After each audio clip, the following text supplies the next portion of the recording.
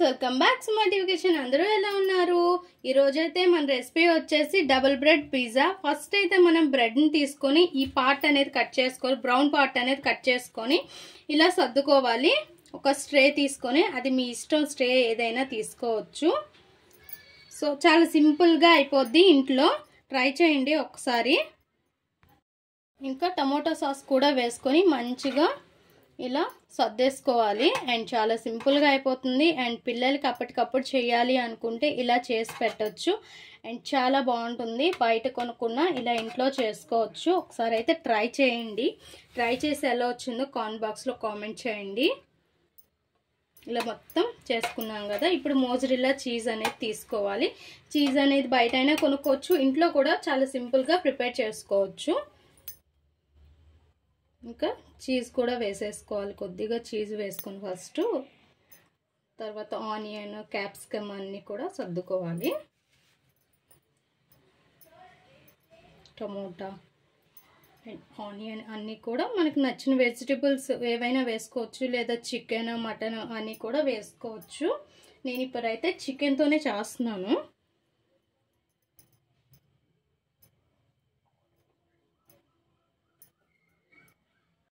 పెట్టుకున్నాక chicken pieces కూడా అక్కడక్కడ వేసుకోండి. పైన కొద్దిగా ఎక్కువ వేసుకుంటే బాగుంటుంది, కిందన కొంచెం అక్కడక్కడ వేసుకున్నా ఏం కాదు. నెక్స్ట్ చీజ్ కూడా మళ్ళీ వేసుకోవాలి. చీజ్ మనం ముందు కొంచెం వేసాం కాబట్టి ఇప్పుడు వేసుకోవాలి. చీజ్ అనేది ఎక్కువ వేసుకుంటే చాలా బాగుంటుంది పిజ్జాకి. అండ్ ఎక్సలెంట్గా ఉంటుంది అండ్ చాలా సింపుల్గా అవుతుంది. ఒక్కసారి అయితే ట్రై చేయండి కంపల్సరీగా. అండ్ మళ్ళీ బ్రెడ్ పెట్టేసుకోవాలి.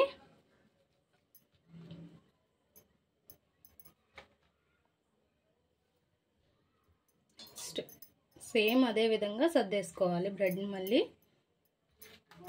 మళ్ళీ టమాటో సాస్ వేసుకోవాలి పైన.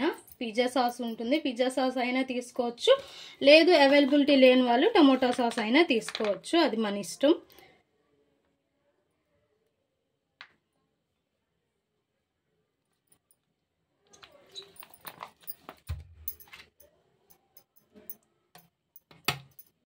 నెక్స్ట్ ఫస్ట్ లేయర్ ఎలా పెట్టుకున్నామో సేమ్ ఇది ఈ లేయర్ కూడా అలానే పెట్టేసుకోవాలి.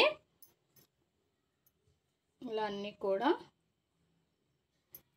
చూసారుగా, సేమ్ ఇదే విధంగా. నేను ఇప్పుడు వీడియోలో చెప్తున్నప్పుడు కొంచెం లెంత్లా అనిపిస్తుంది మీకు, కానీ మనం ఇంట్లో చేసుకునేటప్పుడు చాలా సింపుల్ అయిపోద్ది. టక టక టక టక చేసేసుకోవచ్చు.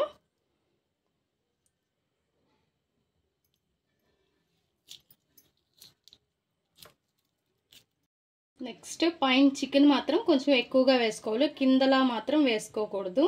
అండ్ ఈ పీసెస్ అనేవి మనం ఉప్పు కారాలతో మంచిగా ఫ్రై చేసేసి రెడీగా ఉంచుకోవాలి. నేను రెడీగా ఉంచుకున్నాను ఇక్కడ.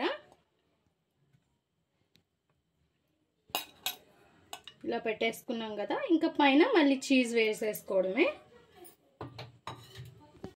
నెక్స్ట్ దీనిపైన చిల్లీ ఫ్లేక్స్ లేని వాళ్ళు మనం ఇంట్లో ఎండుమిర్చి ఉంటుంది కదా, దాన్ని బాగా పౌడర్లా చేసుకొని వేసేసుకుంటే సరిపోద్ది. అండ్ మిరియాల పౌడర్, పెప్పర్ పౌడర్ కూడా వేసుకోండి. అండ్ చీజ్ మస్తుగా వేసుకుంటే మస్తుగా ఉంటుంది.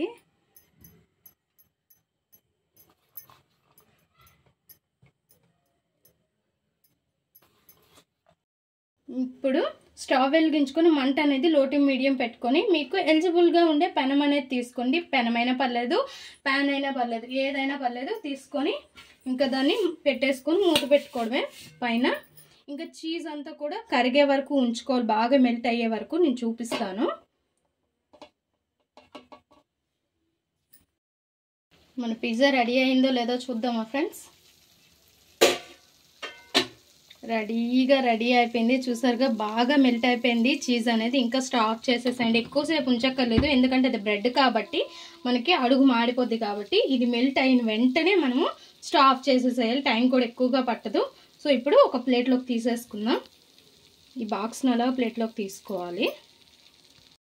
మన డబుల్ బ్రెడ్ పిజ్జా రెడీ అయిపోయింది. కొద్దిగా కట్ చేసి మీకు చూపిస్తాను.